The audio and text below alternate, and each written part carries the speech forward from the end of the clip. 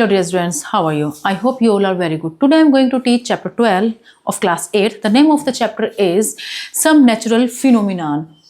Natural phenomena क्या होते हैं? नेचुरल फिनोमिना देखिए जो हमारे नेचर में हो जाते हैं, जैसे कि बाढ़ और लैंडस्लाइड्स, फ्लूड्स मतलब कि बाढ़ और अर्थक्वेक्स, वोल्केनिक इरप्शंस, ये सब चीज़ें ऐसी होती हैं, ये नेचुरल फिनोमिना होते हैं और जिनकी वजह से बहुत ज़्यादा जो प्रॉपर्टी वगैरह होती है डैमेज हो जाती है, पीपल डाई हो जाते हैं इसमें। तो कई बार आपने ऐसा भी देखा होगा कि जो पोल होते हैं, खंभे होते हैं, उनके जो वायर लूज हो जाते हैं तो उनमें एक स्पार्किंग सी हो जाती है, मतलब बिजली की लाइट स्पार्किंग हो जाती है। ऐसा क्यों होता है? या फिर आपने देखा होगा जो प्लग वगैरह होते हैं, उनके जो सॉकेट होते हैं ढीले होते हैं तो वहाँ पर भी ऐसे लाइटनिंग सी हो जाती है, लाइटनिंग स्पार्क सी होती रहती है। तो क्यों होती है ये, इसका क्या रीज़न है, इसके बारे में हम पढ़ेंगे। जैसे कि लाइटर वगैरह होती है, लाइटर होती है, इससे गैस वगैरह चलती है, वो लाइटर हुए या दूसरे लाइटर भी जो होते हैं उनमें भी आपने एक लाइटिंग सी देखी होगी। तो क्या किस वजह से ये होती हैं, तो उसके बारे में हम पढ़ेंगे। So let us start the chapter. Lightning क्या होती है? You must have observe lighting in the sky during a storm. जब आंधी वगैरह आती हैं तो आपने देखा होगा कि आंधी तूफान आते हैं, थंडर स्टॉर्म जैसा आता है, तो उसमें आप देखते हैं गरजती है लाइट, लाइट भी चमकती है और आवाज़ भी आती है। तो वो किस वजह से होती है? तो ये सब ऐसे ही लाइटिंग होती है जैसे कि हमारे लाइटर वगैरह होते हैं गैस वगैरह चलाने के लिए, लेकिन वो बहुत ज़्यादा क्वांटिटी में होती है तो वो इसलिए दिखती है हमें। All these sparks have similar, they arise because of flow of electric current through air. क्यों होती है वो? क्योंकि एयर के अंदर इलेक्ट्रिक थ्रो होती है, बिजली जो होती है वो जाती है एयर के अंदर, इस वजह से वो होती है।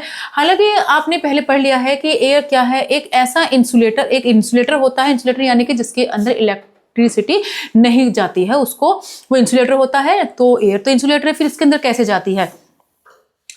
तो इस so how do the spark and lighting occur? Let's try to understand the nature of the sparks which occurs due to electric charges. तो कैसे इलेक्ट्रिक चार्ज इनके अंदर हो जाता है और कैसे फिर एयर के अंदर इंसुलेटर होते हुए कैसे उसके अंदर इलेक्ट्रिक थ्रो होती है, पास होती है, तो उसके बारे में पढ़ते हैं। कभी कभी क्या होता है, चार्ज का जो बहुत बड़ा अमाउंट होता है वो अर्थ की तरफ जाता है, ठीक है, और फिर लाइटिंग की फॉर्म में वो न्यूट्रलाइज हो जाता है। जैसे चार्ज होती है, जब चार्जिंग हो जाती है तो वो फिर अर्थ के थ्रू वो नीचे जाती है, वो न्यूट्रलाइज हो जाती है। और कई बार ये बहुत ज़्यादा डिवास्टेटिंग होती है, बहुत भयानक हो जाती है कई बार। इलेक्ट्रिकल चार्ज क्या होते हैं? इलेक्ट्रिकल चार्ज, तो हम पहले इलेक्ट्रिक चार्ज के बारे में पढ़ेंगे। इसको समझने के लिए हमें पहले एक एक्टिविटी समझनी होगी। इसमें एक कोम लीजिए, कोम को हेयर से अपने या किसी वुलन क्लॉथ से उसको रब करिए। रब करने के बाद फिर छोटे छोटे पीसेस लीजिए पेपर के और उस कोम को उस पेपर के पास लिए, तो आप क्या देखेंगे, ये पेपर जो है कोम के पास अपने आप आ जाने लगते हैं, अट्रैक्ट होने लगते हैं, ठीक है। तो इसके अंदर यानी कि इलेक्ट्रिक चार्ज प्रोड्यूस हो गए हैं, इस वजह से ये ऐसा होता है। ऐसे ही आप एक और काम कर सकते हैं, इन्फ्लेट अ बलून। जो बलून फूला हुआ गुब्बारा एक लीजिए, उसको भी आप रब करिए, अपने हेयर से रब करिए। उसके बाद फिर आप एक वॉल के पास उसको लेकर जाइए। थोड़ी देर बाद आप देखेंगे वो जो बलून है वो वॉल से स्टिक हो जाएगा, चिपक जाएगा। तो उसके अंदर क्यों? क्योंकि उसके अंदर भी इलेक्ट्रिक चार्ज प्रोड्यूस हो गए हैं, इस वजह से वो स्टिक हो गया है, ठीक है। तो these electric charge produce in them an electrostatic force. तो उनके अंदर क्या हुआ है, एक ऐसे इलेक्ट्रोस्टैटिक फोर्स की वजह से वो इलेक्ट्रिक चार्ज उसमें प्रोड्यूस हुए हैं, ठीक है। इलेक्ट्रोस्टैटिक फोर्स की वजह से ही वो जो ऑब्जेक्ट हैं वो या तो रिपल होते हैं या अट्रैक्ट करते हैं। रिपल मतलब एक दूसरे से दूर जाते हैं, अट्रैक्ट यानी कि एक दूसरे के पास आते हैं। तो इसके लिए हमें चार्जेस को समझना पड़ेगा कि कब ये रिपल होते हैं और कब ये अट्रैक्ट होते हैं। तो दो तरीके के चार्ज होते हैं, पॉजिटिव और निगेटिव चार्ज। अब इन चार्ज को समझने के लिए हमें क्या समझना होगा? इलेक्ट्रोस्टैटिक फोर्स को हमें समझना होगा। इसके लिए हमें चाहिए glass rod, ebonite rod, silk, woollen cloth और एक धागा चाहिए और एक हैंगिंग स्टैंड चाहिए जहां पर लटका सकते हैं। तो इसमें हम क्या करेंगे, इबोनाइट की रॉड को पहले एक कैसे कपड़े से हम क्या करेंगे, रब करते हैं। सिल्क क्लॉथ से पहले हम इबोनाइट की रोड को पहले हम वुलन क्लॉथ से रब करते हैं, रब करने के बाद फिर हम उसको हैंग कर देते हैं। उसके बाद फिर दो इबोनाइट की रोड को इसी तरीके से हम रब करते हैं वुलन क्लॉथ से, फिर उनको हैंग कर देते हैं। उसके बाद हम क्या करते हैं, ग्लास रोड को सिल्क क्लॉथ से हम उसको रब करेंगे और फिर जो रोड हैं, ग्लास रोड, पहले तो इबोनाइट की रोड को ही आपस में ले जाकर देखिए, फिर ग्लास रोड को एक दूसरे के पास ले जाकर देखिए, और फिर क्या होता है, एक इबोनाइट की रोड को और एक ग्लास रोड को आपस में ले जाकर देखिए। जब इबोनाइट की रोड दोनों सेम होती हैं तो वो अट्रैक्ट नहीं करती हैं, कोई उन पर कोई चार्ज नहीं होता है। लेकिन जब दोनों अपोजिट चार्ज होते हैं, एक नेगेटिव और एक पॉजिटिव, तो वो एक दूसरे को अट्रैक्ट करती हैं। ठीक है, तो इसमें इस तरीके से सेम कंडीशंस में आप पॉजिटिव नेगेटिव चार्ज को आइडेंटिफाई कर सकते हैं। तो जब दो पॉजिटिव चार्ज की बॉडीज होती हैं तो वो एक दूसरे को रिपल करती हैं, एक दूसरे को दूर करती हैं पॉजिटिव चार्ज की। और जब दो नेगेटिव चार्ज की बॉडीज होती हैं तो भी वो एक दूसरे को रिपल करती हैं, यानी कि दो सेम चार्ज होने पर, चाहे पॉजिटिव हो या नेगेटिव, तो वो रिपल एक दूसरे को करती हैं।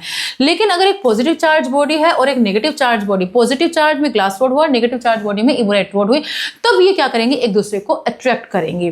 ठीक है, These lead you to conclusion that like charges lipid, यानी कि इससे पता चलता है कि जो चार्जेस होता है वो एक सा नहीं होता है ना, अनलाइक होता है। चार्जेस ये अगर वो सेम चार्जेस हो रहे हैं तो वो क्या कर रहे हैं, या तो रिपल कर रहे हैं, सेम चार्जेस होने पर तो वो रिपल कर रहे हैं, दूसरे को दूर कर रहे हैं। लेकिन अगर वो चार्जेस अनलाइक है, यानी कि एक पॉजिटिव है और एक नेगेटिव है, तब वो एक दूसरे को अट्रैक्ट कर रहे हैं।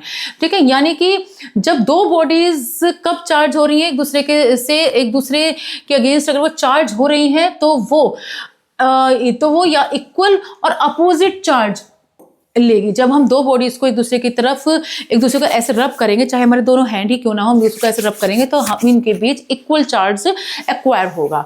ठीक है, चार्ज को हम कैसे टेस्ट कर सकते हैं, हमें कैसे पता चलेगा कि इसके अंदर चार्ज है नहीं है, तो उसके लिए हम क्या कर सकते हैं, एक चार्ज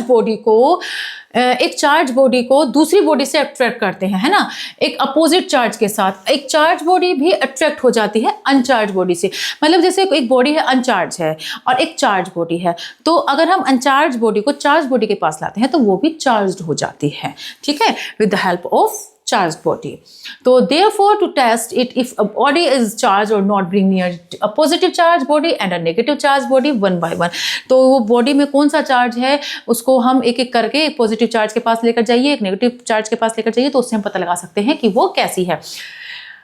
अट्रैक्ट करेंगे दोनों अगर उनके पास कोई चार्ज नहीं है। ठीक है, रिपल करेंगे यानी कि एक दूसरे को दूर करेंगी, पॉजिटिव चार्ज बॉडी एक दूसरे को रिपल करेंगी, तब वो पॉजिटिव चार्ज कहा जाएगा। और अगर वो रिपल कर रही है नेगेटिव चार्ज बॉडी से, वो रिपल कर रही है तो उसको नेगेटिव चार्ज कहा जाएगा। ठीक है, पॉजिटिव चार्ज से रिपल कर रहा है तो पॉजिटिव चार्ज, नेगेटिव चार्ज से रिपल कर रहा है तो नेगेटिव चार्ज उसको कहा जाएगा।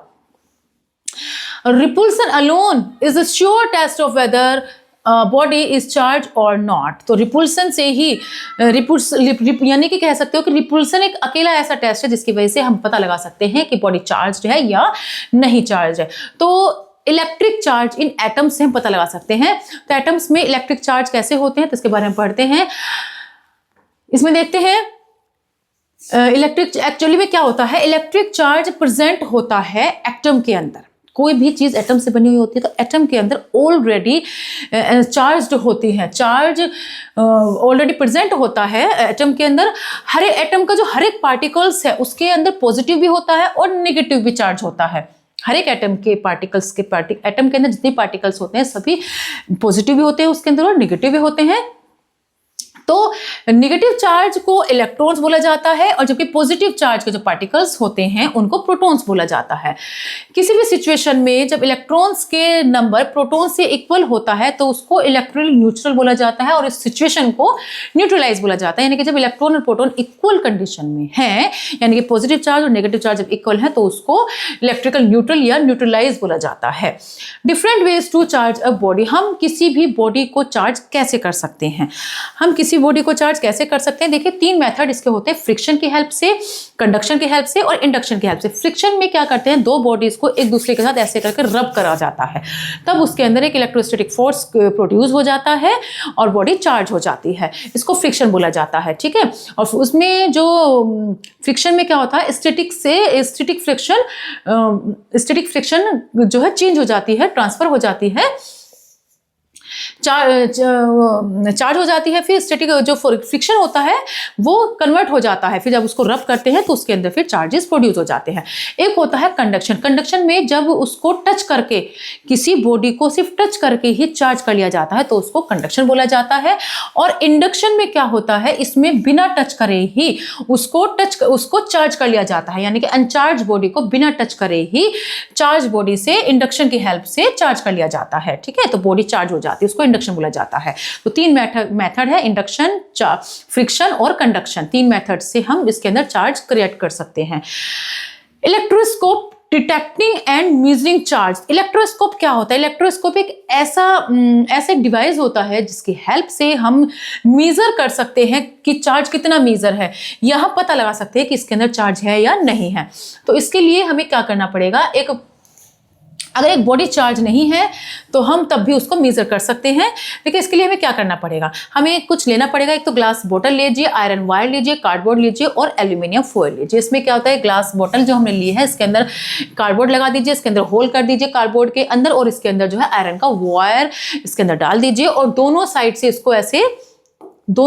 इसको ऐसे फोल्ड कर दीजिए। ठीक है, और जो एल्यूमिनियम फॉयल हमने लिया है उसकी 4 से 1 मीटर यानी कि 4th लेंथ और 1 सेंटीमीटर की ब्रेथ होनी चाहिए। ऐसी 2 स्ट्रिप इसमें यहाँ पर लगा देनी चाहिए। ठीक है, जो ये आयरन का वायर है, जब इसके एंड के पास हम इबोनाइट रोड हम लेकर आते हैं, इबोनाइट की रोड को जब हम इसमें टच करते हैं, इबोनाइट की रोड को जब इससे टच किया जाता है तब वो क्या करते हैं, इसके जो चार्ज इलेक्ट्रॉन्स होते हैं, है ना, वो पास होकर वायर से पास होते हुए एल्यूमिनियम के पास आते हैं और वो एक दूसरे से रिपुल हो जाती है। ठीक है, तो इस तरीके से हम इस इलेक्ट्रोस्कोप की हेल्प से हम देख सकते हैं कि वो चार्ज है या नहीं है, मतलब कितना उसके अंदर चार्ज है। जैसे कि इबोनाइट की रोड पर जितना ज़्यादा चार्ज होगा उतनी ही ज़्यादा जो एल्यूमिनियम स्ट्रिप है वो उसका चार्ज ट्रांसफर होते हुए एल्यूमिनियम स्ट्रिप के पास पहुंचेगा और उनके बीच में ये जो दोनों स्ट्रिप लगी हुई हैं इनके बीच की डिस्टेंस बढ़ जाएगी। ठीक है, तो यानी कि इससे पता चल जाएगा जितनी वो इबोनाइट रोड चार्ज है उतना ही उनके अंदर का सेपरेशन बढ़ जाएगा इस एल्यूमिनियम स्ट्रिप के बीच का। ऐसा ही हम एक और इलेक्ट्रोस्कोप, गोल्ड लीफ का इलेक्ट्रोस्कोप होता है, वो उससे भी हम मेजर कर सकते हैं इसको। तो इस गोल्ड लीफ इलेक्ट्रोस्कोप में क्या होता है, इसमें भी एक जार लीजिए, ये हमने इसका एक जार ले लिया और इसके अंदर हम एक मेटल डिस्क ले लेते हैं, ये वाली, और ये जो होती है ये मेटल रोड होती है। मेटल रोड यानी कि मेटल की ही बनी हुई होती है और इसके अंदर फिर हम मेटल स्ट्रिप्स ले लेते हैं। मेटल स्ट्रिप्स गोल्ड की बनी हुई होगी, सिल्वर वगैरह की बनी हुई होनी चाहिए, है ना। तो इसमें भी इसी तरीके से यहाँ पर भी फिर इसको टच किया जाता है। इसमें क्या होता है, जब जो लीव्स होती हैं, negative charge diverse of the, इसमें फिर क्या होगा, ये जो इलेक्ट्रोस्कोप जब तैयार हो गया हमारा, अब जैसे मैंने प्रोसेस बताया इस तरीके से जब आपने ये प्रोसेस तैयार कर लिया है तो इसको फिर हम क्या कर सकते हैं, डिटेक्ट कर सकते हैं, पता लगा सकते हैं, मेजर कर सकते हैं चार्ज को, है ना। जितनी ये लीव्स एक दूसरे से डाइवर्ट हो रही हैं, डाइवर्जेंस मतलब दूर जा रही हैं, तो वो अमाउंट बता रहा है बॉडी कितनी चार्ज है ना, बॉडी कितनी चार्ज है, जितना जो भी हम इससे टच करेंगे वो बॉडी कितनी चार्ज है उसका अमाउंट बता सकता है। जितनी दूर जा रही है यानी कि वो चीज़ जो टच करी जा रही है वो उतनी ही चार्ज है। तो इलेक्ट्रोस्कोप से हम क्या कर सकते हैं, किसी भी बॉडी पर नेगेटिव चार्ज है, पॉजिटिव चार्ज, इसका हम पता लगा सकते हैं। अगर लीव्स बढ़ रही हैं, इनके बीच का डिस्टेंस बढ़ रहा है तो बॉडी चार्ज है यानी कि निगेटिव चार्ज है। और अगर जो लीव्स हैं वो डिक्रीज हो रही हैं, मतलब उनकी जो डिस्टेंस है बीच में कम हो रही है, तो यानी कि जो बॉडी है वो कैसी चार्ज है, पॉजिटिव चार्ज है। तो इस तरीके से हम इसका यूज करके पता लगा सकते हैं कि चार्ज कितना है और कितना नहीं है। फ्लो ऑफ चार्ज किस तरीके से फ्लो होता है। देखिए, कॉपर और गोल्ड की ही बनी हुई होनी चाहिए। इसमें जब एक्टिविटी हमने करी है इसमें कॉपर और गोल्ड की वजह से ही इसमें चार्ज फ्लो हो सकता है, क्योंकि वो गुड कंडक्टर होते हैं कॉपर और गोल्ड, क्योंकि मेटल के बने हुए होते हैं। हमने बताया कि जो मेटल होता है वो बहुत बढ़िया कंडक्टर होता है इलेक्ट्रिसिटी का, करंट का, चार्ज का। लेकिन जो वुड और प्लास्टिक होते हैं वो इतने बढ़िया कंडक्टर नहीं होते हैं, है ना। इसका मतलब है कि इलेक्ट्रिसिटी किसके अंदर फ्लो हो सकती है, उन मटेरियल के अंदर जो कि मेटल के बने हुए होते हैं, जैसे कि कॉपर, आयरन और एल्यूमिनियम के, यानी कि इन मटेरियल्स को कंडक्टर्स कहा जाता है। जबकि वो मटेरियल्स जो कि प्लास्टिक, वुड, रबर के बने हुए होते हैं, जिनके अंदर पास नहीं होता, करंट पास नहीं होता है, वो गुड कंडक्टर नहीं होते हैं, यानी कि नॉन कंडक्टर्स या फिर इंसुलेटर उनको बोला जाता है। ठीक है, जब हम चार्ज मूव करते हैं तो उनके अंदर एक इलेक्ट्रिक करंट पैदा हो जाता है, जिसकी वजह से लाइट जलती है, बल्ब जलते हैं, हमारे फैन जलते हैं, जितनी भी हमारे घर के अंदर बिजलियाँ वगैरह के इलेक्ट्रिसिटी अप्लायंसेस है वो सब इलेक्ट्रिक करंट की वजह से होता है, क्योंकि उनके अंदर जो वायर होता है वो मेटल का बना होता है। कॉपर भी एक बढ़िया कंडक्टर है और कॉपर का ही वायर यूज किया जाता है घरों में, है ना। अर्थिंग क्या होती है? जब कोई भी बॉडी, जब देखिए हमारी बॉडी भी एक कंडक्टर का काम करती है, और इसी वजह से जब आप जो इलेक्ट्रोस्कोप है, जब चार्ज इलेक्ट्रोस्कोप है उसके डिस्क को अगर आप टच करते हैं अपनी फिंगर से, तो आप देखेंगे मेटल लीव्स जो हो जाती हैं वो कोलैप्स हो जाती है, मतलब सिकुड़ सी जाती हैं, है ना। किसकी वजह से? अर्थ हमारी बॉडी से जो है अर्थ की तरफ क्योंकि फ्लो जा रहा है, हमारी बॉडी से अर्थ की तरफ फ्लो जा रहा है। तो ये प्रोसेस जिसमें चार्ज ट्रांसफर हो रहा है चार्ज ऑब्जेक्ट से अर्थ की तरफ, यानी हमारी बॉडी अगर चार्ज है तो हमारी बॉडी से अर्थ की तरफ जब वो चार्ज जा रहा है तो इस प्रोसेस को अर्थिंग बोला जाता है। ठीक है, और इसीलिए इसको इलेक्ट्रोस्कोप को पहले डिस्चार्ज करने में यूज किया जाता है। जब भी हमें किसी दूसरे एक्सपेरिमेंट को करना है तो पहले इसको डिस्चार्ज कर लिया जाता है ना, क्योंकि हमारी बॉडी भी कंडक्टर है।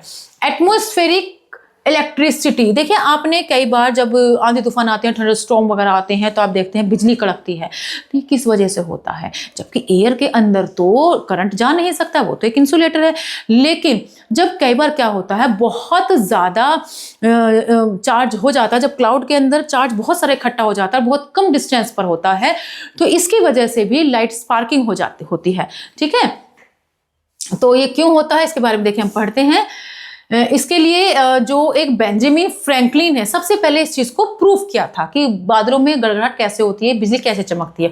तो बेंजामिन फ्रैंकलिन ने सबसे पहले प्रूफ किया था कि जो क्लाउड्स होते हैं वो स्टॉर्म से, जब स्टॉर्म आती है तो उसके अंदर से चार्ज कर लेते हैं ना, चार्ज इकट्ठा कर लेते हैं। तो फिर क्या होता है, जब उन्होंने क्या किया था, एक पतंग उड़ाई थी, उसमें एक उन्होंने एक मेटल की को उसमें बांध दिया था, पतंग की जो स्ट्रिंग थी उससे मेटल की को बांध लिया था, और जब ये क्लाउड हैं इस तरीके के तो उसमें जब चार्ज बहुत सारे इकट्ठा हो गया था तो वो चार्ज इससे होता हुआ इसके अंदर आ गया था, और जैसे ही उन्होंने फिर इस की को टच किया था तो उन्हें झटका लगा, बिजली का जो झटका लगता है वो उनको लगा। ठीक है, तो इससे पता चला कि इसके अंदर यानी कि इसके अंदर पास होता है इसके अंदर इलेक्ट्रिक करंट, है ना। एयर जो कि इंसुलेटर है, तो ये एयर जो है वो भी करंट पास करती है, लेकिन कब? जब बहुत ज़्यादा चार्ज इकट्ठी हो जाती है और इस जो डिस्टेंस होती है बहुत कम होती है। क्लाउड के अंदर चार्ज बहुत ज़्यादा हो गया लेकिन डिस्टेंस बहुत कम है, तो ऐसी सिचुएशन में बहुत भारी चार्ज जब एयर से होकर गुजरता है तो बहुत कम टाइम में, तब ऐसी जो हीट और लाइट के साथ वो फिर एकम्पनीड होती है, मतलब हीट और लाइट निकलती है उसके अंदर से, और इसी फिनोमिनन को ही इलेक्ट्रिक डिस्चार्ज उसको बोला जाता है, जो गड़गड़ाहट जो होती है।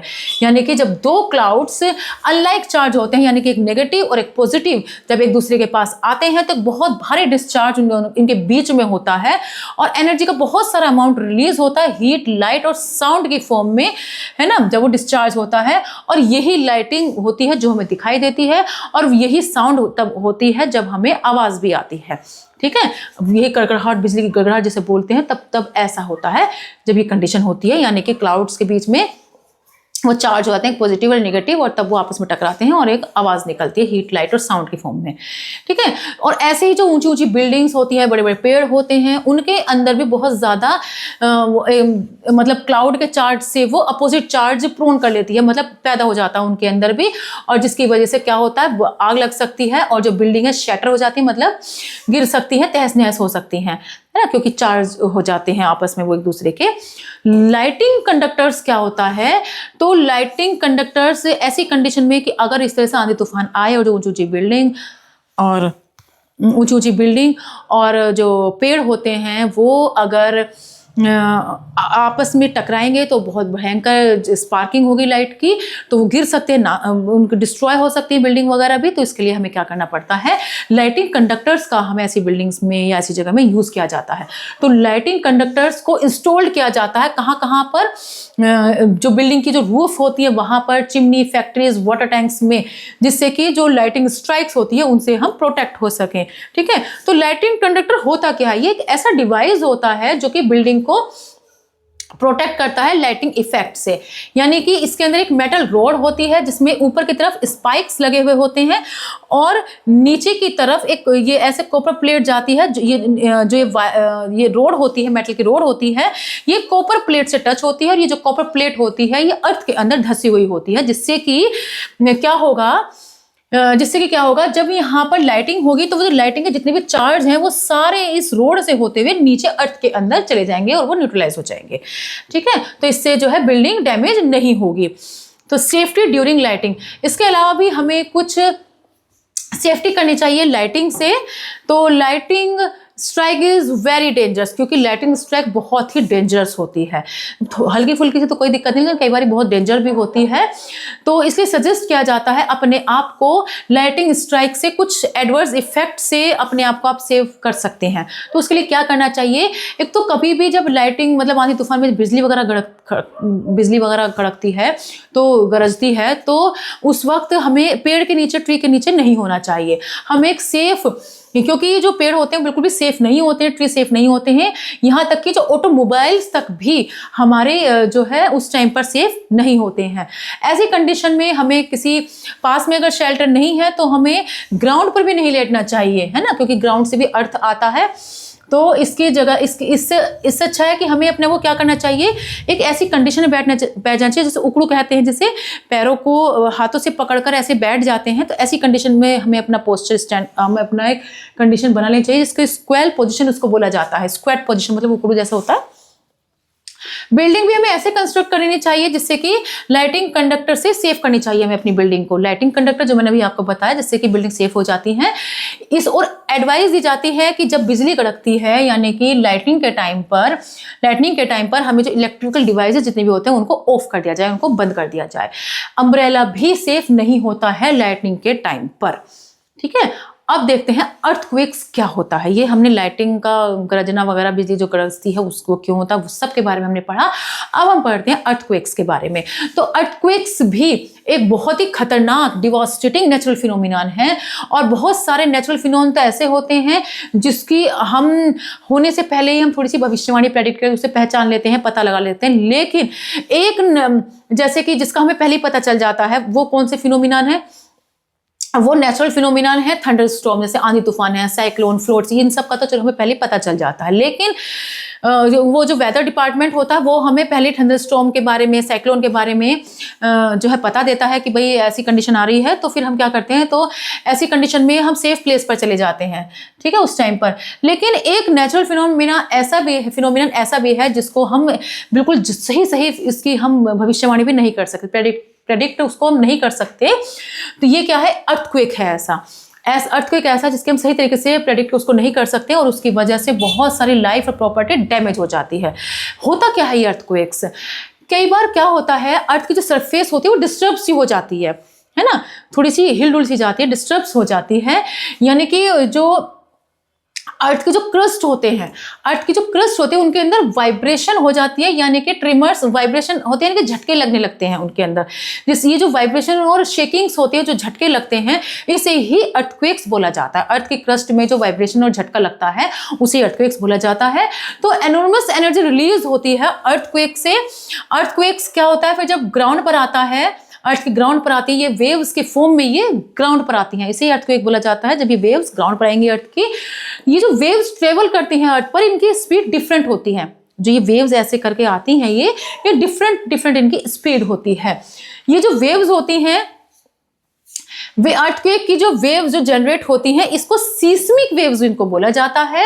और ये एक इंस्ट्रूमेंट एक ऐसा होता है जिस पर ये सीस्मिक वेव्स रिकॉर्ड कर ली जाती हैं, उसको सीस्मोग्राफ बोला जाता है या सीस्मोमीटर इसको बोला जाता है।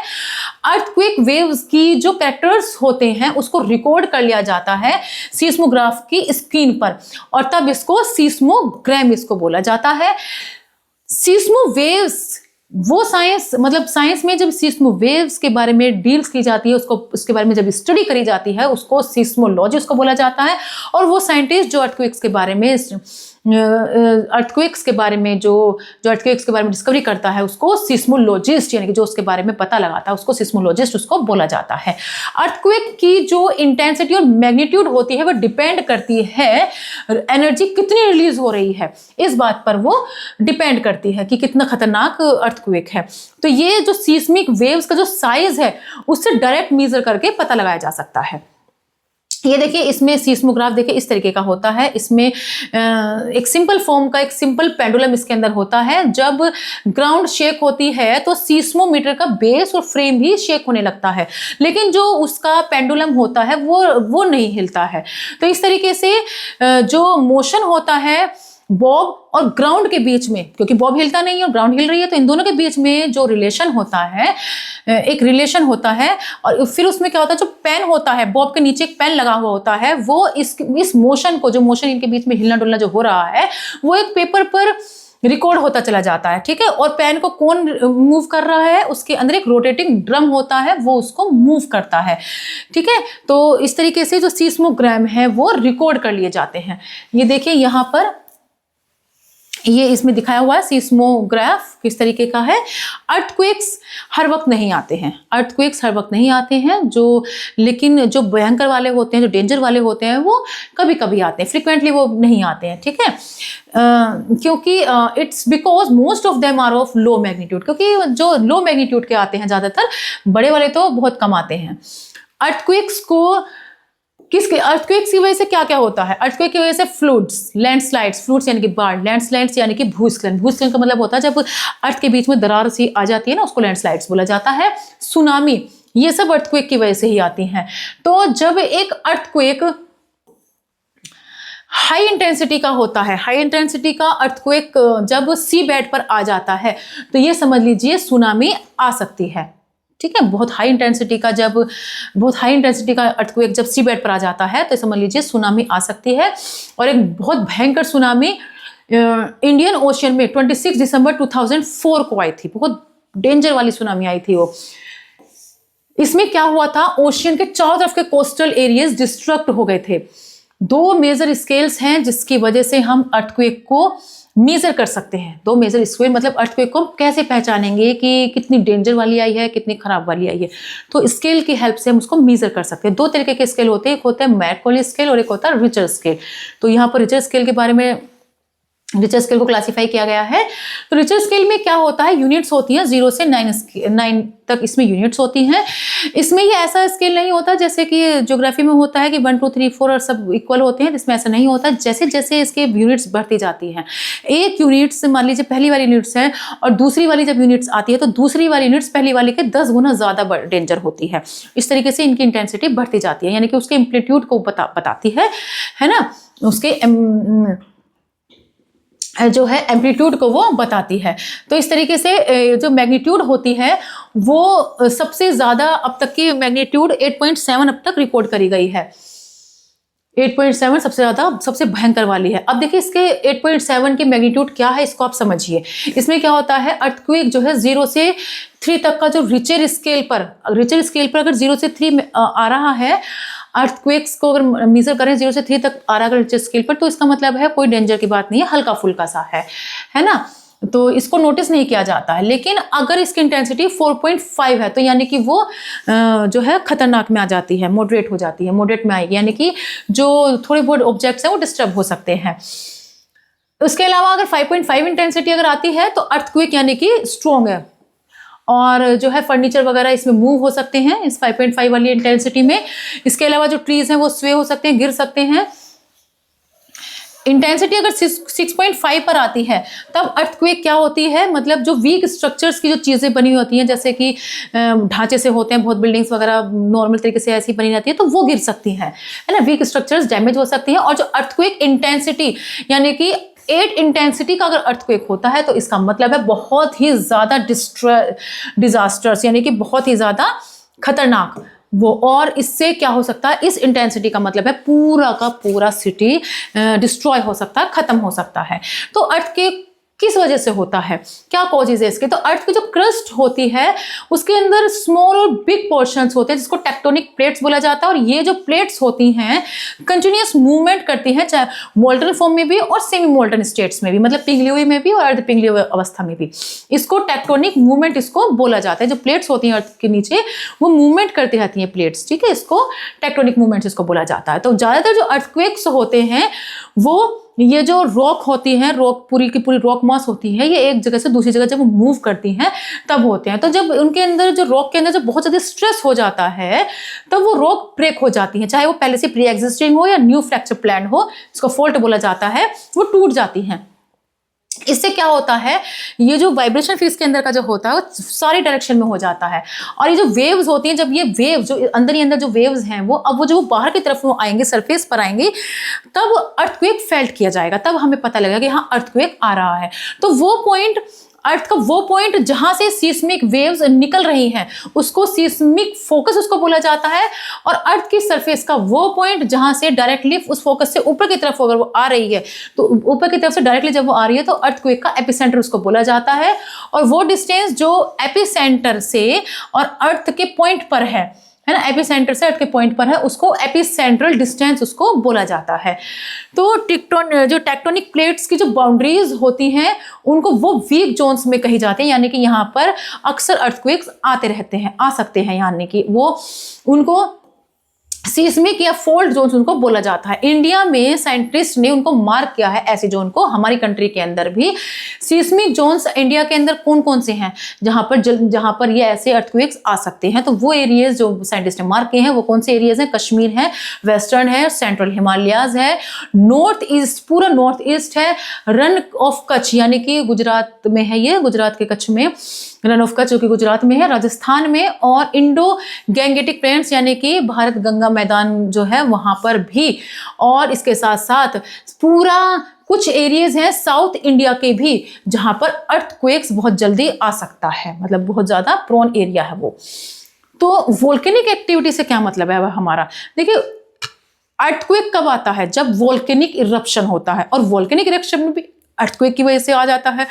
तो ये वोल्केनिक एक्टिविटी होती है वो भी एक अनदर रीजन है अर्थक्वेक का। ज्यादातर वोल्केनिक इरप्शन जो होता है वो अर्थक्वेक की वजह से ही होता है, और उनमें से ज्यादातर अर्थक्वेक भी वोल्केनिक इरप्शन की वजह से ही होते हैं। इसमें क्या होता है, जब वोल्केनिक इरप्शन होता है तो उसमें से गैसेस निकलती हैं, बहुत भयंकर गैसेस जब ये ऊपर की तरफ जाती हैं तो ये कैसे भी करके वो बाहर निकलेंगी। अब जितनी हाई मैग्नीट्यूड होगी, जितनी हाई मैग्नीट्यूड के ट्रिमर्स झटके होंगे उतनी ही तेज इंटेंसिटी से वोल्केनिक इरप्शन होगा।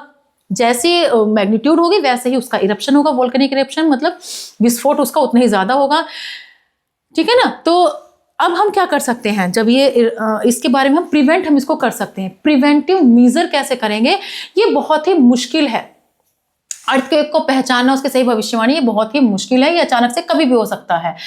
तो लेकिन इतना तो हम कर सकते हैं कि सीरियस डैमेज ना हो, है ना। हम प्रॉपर्टी को, अपनी लाइफ को सीरियस डैमेज होने से हम किस वजह से ये हो सकते हैं उसके लिए हम क्या कर सकते हैं, कुछ प्रिवेंटिव मेजर्स हम पहचान सकते हैं। कुछ ऐसे मेजर जिसकी वजह से हम इस जो अर्थक्वेक की वजह से जो डैमेज हो जाती है चीज़ें उसको हम कुछ हद तक कम कर सकते हैं, है ना। तो उसके लिए हम क्या कर सकते हैं, बिफोर द अर्थक्वेक, अर्थक्वेक से पहले हमें क्या करना चाहिए? Consult qualified architects and structural engineer to make earthquake resistant houses and buildings. जो हमारे हाउस और बिल्डिंग होते हैं हमें एक बहुत ही अच्छे इंजीनियर से ही हमें कंसल्ट कराने चाहिए, बनवाने चाहिए। स्ट्रक्चरल इंजीनियर, आर्किटेक्ट से ही हमें ये बनवाने चाहिए जो बिल्डिंग वगैरह होती है।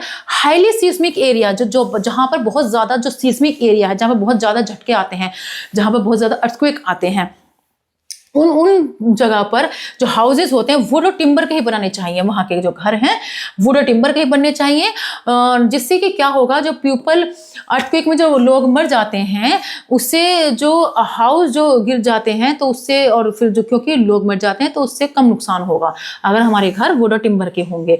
रूफ भी जो होती है हल्की चीज़ों की बनी हुई चाहिए, लाइट मटेरियल की बननी चाहिए उन घरों की जो रूफ होती है। और ऐसी स्ट्रक्चर जब गिर जाती है तो फिर ज़्यादा नुकसान नहीं होता है ना। जब ये वुड वगैरह के अगर घर रहेंगे और जो हमारी रूफ रहेगी लाइट मटेरियल की बनी रहेगी, तो जब ऐसा कंडीशन आएगी अर्थक्वेक की तो ज़्यादा नुकसान नहीं होगा। कबर्ड, शेल्फ्स और क्लोक्स फ्रेम्स वगैरह जो होते हैं वॉल के अंदर फिक्स होने चाहिए, जिससे कि जब अर्थक्वेक आए तो वो गिरे ना। बिल्डिंग स्पेशली जो हाई राइज बिल्डिंग होती है, जो बहुत बड़ी बड़ी बिल्डिंग्स होती हैं, उनके अंदर फायर एक्सटिंग्विशर्स जरूर होना चाहिए, है ना, वो काम करता हुआ भी होना चाहिए। Try to move to an open place, ऐसी कंडीशन में हमें कोशिश करनी चाहिए कि खुले एरिया में चले जाएं ज़्यादा से ज़्यादा, और ज़्यादा से ज़्यादा खुले एरिया में चले जाएं, घर के बाहर चले जाएं, और लेकिन डोंट बी पैनिक, डरना नहीं चाहिए। If you can get out safely, अगर आप बाहर नहीं निकल सकते हो तो किसी डेस्क के टेबल के नीचे शेल्टर ले लीजिए, मतलब उसके अंदर घुस जाइए और अपने हेड को प्रोटेक्ट करिए किसी भी फॉलिंग ऑब्जेक्ट से, अपने आप को प्रोटेक्ट करिए कि मतलब जैसे पिलंग वगैरह इसके नीचे अगर हम घुस जाएंगे, डेस्क के टेबल के नीचे अगर हम चले जाते हैं तो फिर हम बच जाएंगे, किसी भी ऑब्जेक्ट्स के गिरने से हम बच जाएंगे। कोई भी ऑब्जेक्ट अगर हमारे ऊपर गिरता है तो हमें क्या करना चाहिए, जो बड़े बड़े पेड़ होते हैं या हैवी ऑब्जेक्ट्स होते हैं उनसे दूर रहना चाहिए। और अगर आप बेड पर है तो फिर बेड पर से उतरे नहीं, बेड पर ही पिल्लो से अपने हेड को कवर कर लेना चाहिए। और अगर आप जो है व्हीकल के अंदर मूव कर रहे हैं, गाड़ी के अंदर कहीं जा रहे हैं, तो कोशिश करिए कि आप एक ऐसी सेफ जगह रुक जाएं। ड्राइवर से कहिए कि गाड़ी को एक जगह सेफ ले जाकर उसको स्टॉप कर दे, और हमें व्हीकल के अंदर से फिर बाहर भी नहीं आना चाहिए, उसी के अंदर बैठे रहना चाहिए। इसके अलावा अगर हम जैसे सामने वाले की प्रॉब्लम है उसको देखते हुए दूसरों की भी हमें मदद करनी चाहिए, उसकी हेल्प करनी चाहिए। ठीक है, तो आपने समझा क्या होता है वोल्केनिक इरप्शन, क्या होता है अर्थक्वेक्स, क्या होता है फिनोमेनोस, नेचुरल फिनोमेनोन के बारे में आपने पढ़ा। I hope you have learn to this chapter very well. We will meet in next class. Good bye and thank you.